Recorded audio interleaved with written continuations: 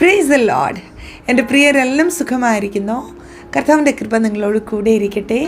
അവിടെ നിന്ന് നിങ്ങളെ ആരോഗ്യത്തോടെ സമാധാനത്തോടെ കാക്കുമാറാകട്ടെ. നിങ്ങളുടെ സകല പ്രാർത്ഥനാ വിഷയങ്ങൾക്കും അവിടുത്തെ ഹിതത്തിനൊത്തവണ്ണം തക്ക സമയത്ത് മറുപടി നൽകുമാറാകട്ടെ. പ്രിയപ്പെട്ടവരെ, യോഹന്നാൻ്റെ സുവിശേഷം 9-ാം അധ്യായം ഒന്ന് ധ്യാനിക്കണേ. അവിടെ ജന്മന കുരുടനായിരുന്ന ഒരു വ്യക്തിയെക്കുറിച്ച് വായിക്കുവാൻ സാധിക്കും.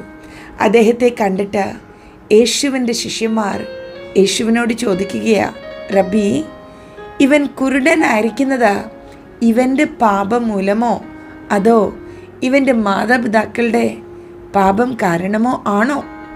അത് കേട്ടിട്ട് യേശു പറയുന്നു, ഇവൻ്റെയോ ഇവൻ്റെ പാരൻസിൻ്റെയോ പാപം കൊണ്ടൊന്നുമല്ല, പകരം ഇവനിൽ ദൈവപ്രവൃത്തി വെളിപ്പെടേണ്ടതിനാ ഇപ്രകാരം ഒരു അവസ്ഥയിൽ ആയിരിക്കുന്നത്. ആ അധ്യായം വീണ്ടും താഴോട്ട് വായിക്കണം. അവിടെ നമുക്ക് കാണുവാൻ സാധിക്കും, യേശു അദ്ദേഹത്തെ സൗഖ്യമാക്കി. വളരെ വ്യത്യസ്തമായ രീതിയിൽ കർത്താവ് അവനെ വിടുവിച്ചു. അതിൻ്റെ 9-ാം വചനത്തിൽ അവനെ കണ്ടിട്ട് മറ്റുള്ളവർ ചോദിക്കുകയാണ്, ഇതാ പഴയ കുരുടൻ തന്നെ അല്ലേ, അതോ അവനെപ്പോലെ ഇരിക്കുന്ന മറ്റൊരു വ്യക്തിയാണോ?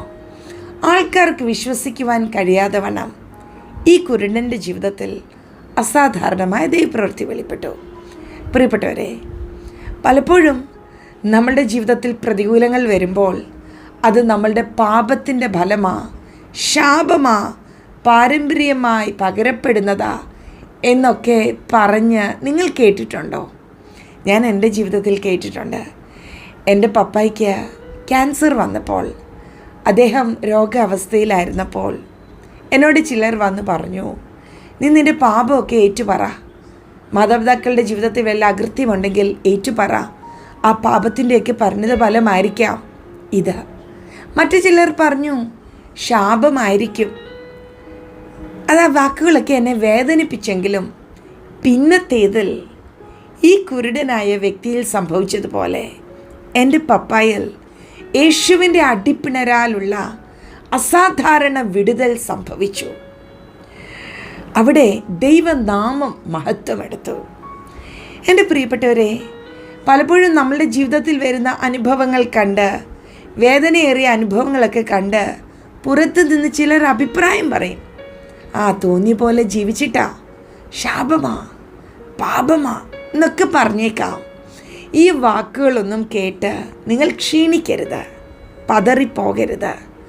കർത്താവ് നിങ്ങളോട് എന്ത് പറയുന്നോ അതനുസരിക്കുവാൻ തീരുമാനമെടുത്താൽ you will not be same anymore.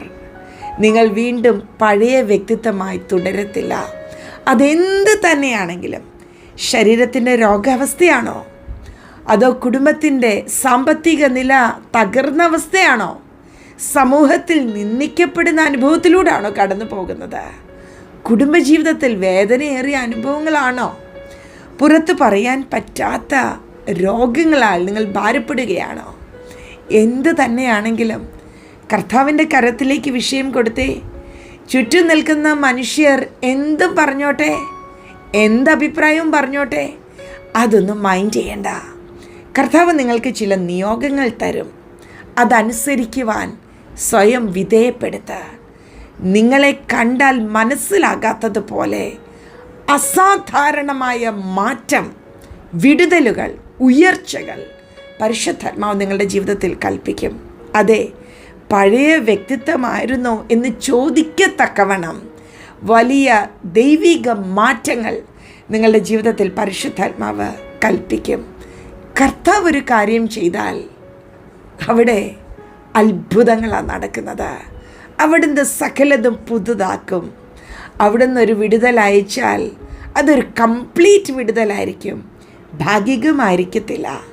പ്രിയപ്പെട്ടവരെ, ഈ ദിവസങ്ങളിൽ കടന്നു പോകുന്ന അനുഭവങ്ങൾ നിങ്ങളുടെ ജീവിതത്തിലെ കുറവുകളുടെ കാരണമോ അല്ലെങ്കിൽ മറ്റെന്തെങ്കിലും കാരണമോ ഒന്നുമല്ല.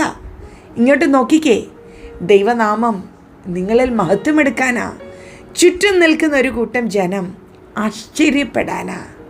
നിങ്ങളെ കണ്ട് ദൈവനാമത്തെ മഹത്വീകരിക്കാനാ. ആയതിനാൽ ഭാരപ്പെടേണ്ട. പരിശുദ്ധാത്മാവിൽ ഞാൻ നിങ്ങളോട് പറയട്ടെ, പഴയത് കഴിഞ്ഞ് പഴയത് മറന്നു പോകത്തക്കവണ്ണം കർത്താവ് പുതുത് ചിലത് നിങ്ങളുടെ ജീവിതത്തിൽ ചെയ്യും. പ്രാർത്ഥിക്കാം. പരിശുദ്ധ പിതാവേ, ഞങ്ങൾ അങ്ങേ സ്നേഹിക്കുന്നു. അങ്ങ് എത്ര നല്ലവനാ, അങ്ങ് എത്ര വിശ്വസ്തനാ. അങ്ങ് ഞങ്ങളെ നടത്തുന്ന ഓരോ വിധങ്ങൾക്കായി സ്തോത്രം. ഞങ്ങളുടെ ജീവിതത്തിൽ നടക്കുന്ന ഓരോ വിഷയങ്ങളും നന്മയ്ക്കാകിയാൽ നന്ദി. അതിൻ്റെ പിന്നിൽ അങ്ങയ്ക്ക് വലിയ പദ്ധതി ഉണ്ടെന്ന് ഞങ്ങൾ അറിയുന്നു. ഇതൊന്നും അറിയാതെ ഞങ്ങളുടെ ചുറ്റുമുള്ള വ്യക്തികൾ അഭിപ്രായം പറയുമ്പോൾ അങ്ങ് ഞങ്ങൾക്ക് വേണ്ടി വലുത് ചെയ്തുകൊണ്ടിരിക്കുകയാണല്ലോ. ഞങ്ങൾ അങ്ങയെ സ്തുതിക്കുന്നു. ഞാൻ എൻ്റെ പ്രിയപ്പെട്ടവരെ ബ്ലെസ് ചെയ്യുന്നു. ഇന്നത്തെ ഈ മെസ്സേജ് അവരുടെ ജീവിതത്തിൽ ആശ്വാസത്തിനും വിടുതലിനും കാരണമാകട്ടെ. ഞങ്ങൾ അങ്ങയെ ഒത്തിരി സ്നേഹിക്കുന്നു. മഹത്വം അപ്പായിക്ക് യേശുവിൻ നാമത്തിൽ തന്നെ. ആമേൻ. പ്രിയരെ, നിങ്ങളുടെ ജീവിതത്തിലെ സകല അനുഭവങ്ങളുടെയും പിന്നിൽ ദൈവത്തിന് വലിയ പദ്ധതിയുണ്ട്. അവിടുന്ന് നിങ്ങളുടെ ജീവിതത്തിൽ പ്രവർത്തിച്ചു കഴിയുമ്പോൾ മറ്റുള്ളവർക്ക് വിശ്വസിക്കുവാൻ കഴിയാത്ത ആശ്ചര്യ പ്രവർത്തികളായിരിക്കും. You will not be sane anymore. Bless you.